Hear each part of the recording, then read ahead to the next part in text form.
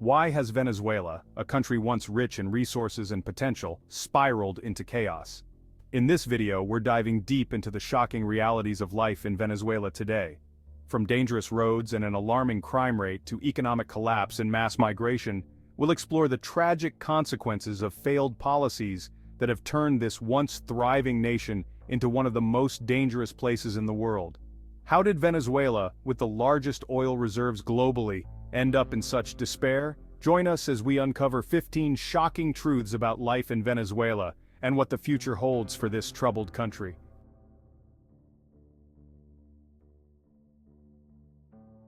Venezuela, or the Bolivarian Republic of Venezuela, is a country rich in tropical forests, peaceful highlands, a rich art history, and a population of, considered by many, the most beautiful people on the planet. In terms of public policy, Venezuela is perhaps best known for the political changes initiated by Hugo Chavez and the Bolivarian Revolution for the People. A closer look at these policies and their consequences for the people of the Bolivarian Republic reveals a much more horrific side of what Chavez and his surviving supporters imagined. Instead of becoming a prosperous people's paradise, Venezuela has been plagued by a growing number of socio-economic problems since the beginning of this century.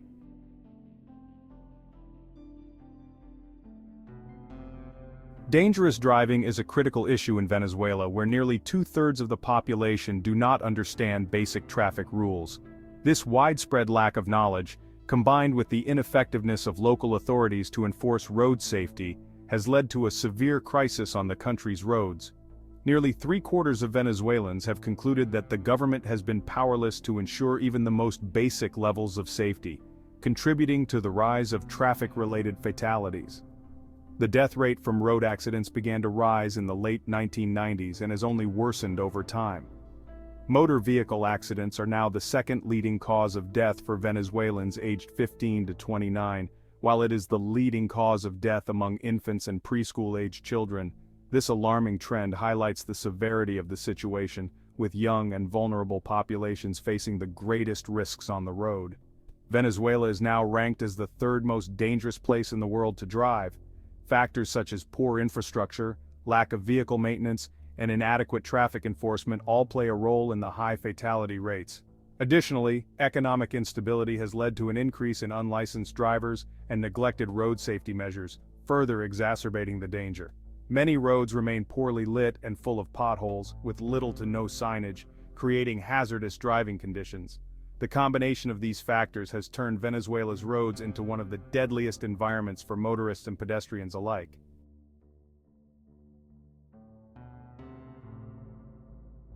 Life in Venezuela: danger for motorcyclists. Road safety concerns aside, simply owning a motorcycle is a liability in Venezuela. Given the shortage of motorcycle parts, among other things, coupled with rampant poverty for most people, motorcycle thefts in particular have accelerated in recent years.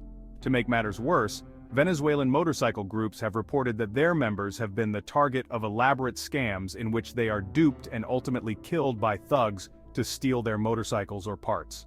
Although government statistics are not available, Venezuelan bikers in the capital Caracas estimate that 17 people were killed in these scams in just 1 year.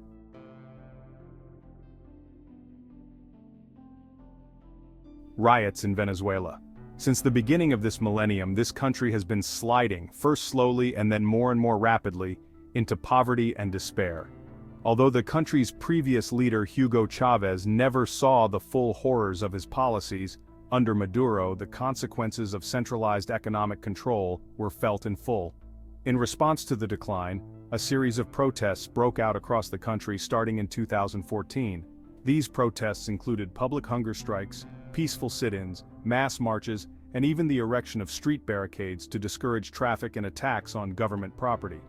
Because the police have been given fairly liberal options to pacify these protests, peaceful or otherwise, to the point of deadly violence, in total, about 120 people died during these protests.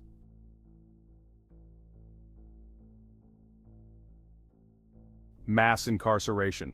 Since the Maduro administration stripped Venezuelans of their constitutional rights, peaceful protesters have no guarantee that they will not be subjected to police brutality or even arrest.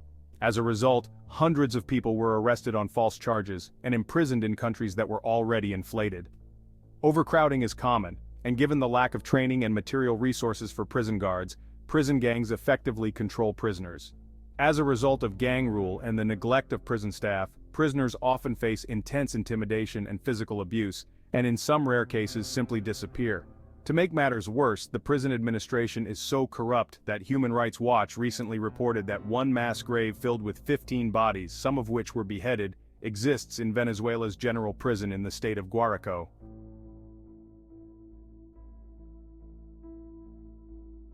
Raided utilities. Shortage of goods in Venezuela is a pattern. Everything from baby diapers to powdered milk was rationed, and price controls on imported goods, even on basic goods like rice and milk, added to the suffering of the Venezuelan people. But what's even worse is the control over essentially household utilities, including reliable electricity and quality water. This rationing of consumption, combined with already scarce, expensive hygiene and household goods, led to outbreaks of scabies, diarrhea, malaria, and dysentery throughout the country. Maduro has hit back at any political resistance with police-state tactics, under the guise of labeling dissidents as fascists, capitalists, or actors manipulated by foreign influence. More specifically, political opponents of the ruling regime, most of whom are peaceful, have been arrested and detained during night raids, and detained indefinitely.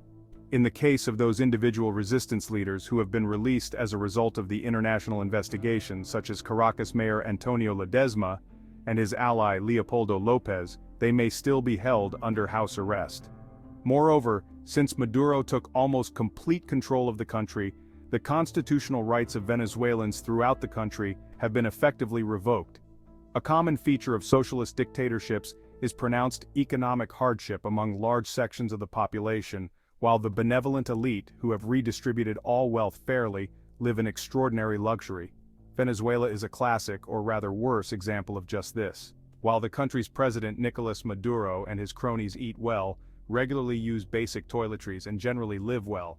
As for Maduro himself, he is considered one of the highest paid politicians in the world, with an income of $96 million and a net worth of $275 million.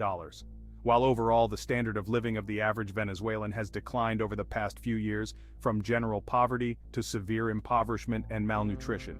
In fact, approximately 9 out of 10 Venezuelans cannot afford to feed themselves or their families due to trade restrictions, inflated prices, and government food rationing.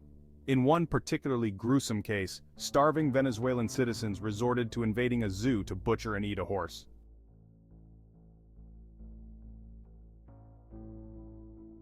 Authoritarian regime. Since the democratic revolution against military dictatorship in the late 50s, the president of Venezuela has been able to draft and pass laws without consulting the assembly at all. 5 previous presidents have used these powers before, but the current leader, President Nicolas Maduro, has taken full advantage of these powers. As Hugo Chávez's anointed successor, Maduro ruled authoritarianly for most of his reign, or rather presidency. He also effectively dissolved parliament, eliminating their legislative power.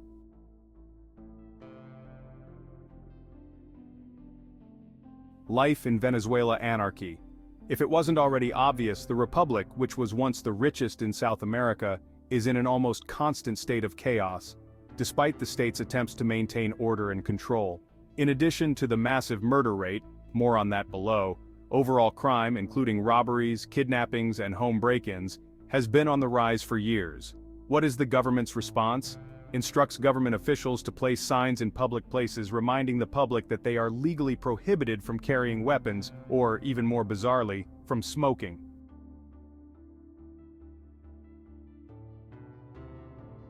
Mass migration crisis. As increasing numbers of Venezuelans cannot find work, safety, or even food, they are fleeing by boat, bus, or on foot to their western and southern neighbors, Colombia and Brazil. Keep in mind that Brazil's economy has been in an alarming decline for the past few years, and Colombia, despite reducing poverty since the middle of the last decade, is not an ideal destination for refugees. Despite this, the relatively comfortable conditions in both countries contributed to the exodus of hundreds of thousands of Venezuelan refugees. Thus, 1.5 million Venezuelans fled their home country to neighboring Colombia, Brazil, various Caribbean islands, and other countries in the Americas.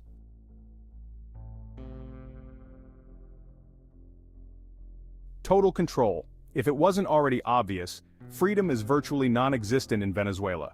But aside from government corruption, government kidnappings from competing political factions, and a lack of civil liberties, property rights are not allowed at all. For almost any reason, Maduro can confiscate private assets at any time. In addition, the government, in the name of ensuring economic stability and fighting the specter of predatory capitalism, imposed price and wage controls throughout the country. Needless to say, they didn't work. As a result, an increasing number of Venezuelan citizens are dependent on smuggling and other black market activities.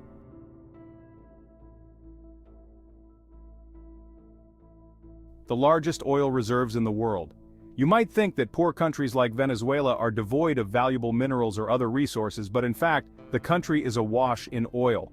Of all the proven oil fields to date, Venezuela has the most active and reserve oil fields. But rather than stimulate economic activity and attract foreign investment, the oil industry was nationalized by the government for decades. Consequently, the oil industry was completely disorganized and was unable to generate sufficient revenue to save the country's economy. Ironically, due to Venezuela's oil production and industry subsidies, the country has some of the cheapest gasoline of any country. However, this doesn't really mean that much since most citizens can't afford or keep a car.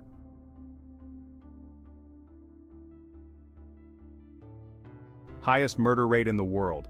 With all the rampant poverty, crime, hunger, police brutality, and government oppression in Venezuela, people are dying.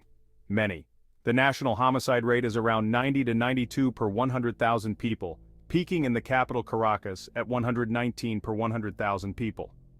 To explain these numbers in a more meaningful way, according to a government source, around 18,000 people were killed in 2015 alone, although non-government sources say the figure is closer to 28,000.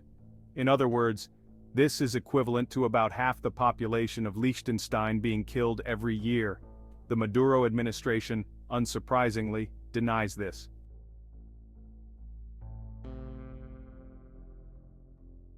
Life in Venezuela, terrible inflation. Venezuela is a textbook example of the horrific impact of monetary inflation on the economy. Prices fluctuate constantly due to currency devaluation. Some economists estimate inflation in Venezuela as high as 2,200%.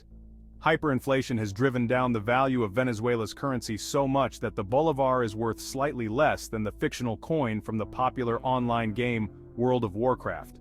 According to some sources, 11,185.95 bolivars are equivalent to approximately $1, while 10,000 WoW coins have a real-world value of $1.21.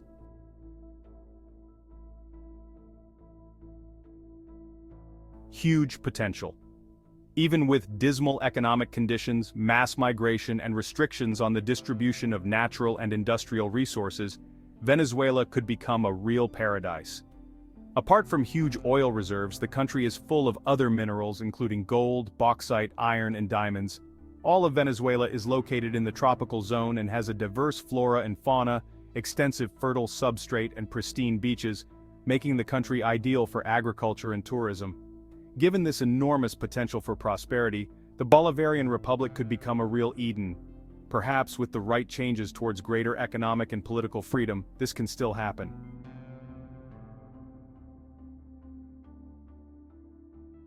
In conclusion, Venezuela's heartbreaking decline serves as a powerful reminder of how quickly a nation's fortunes can change.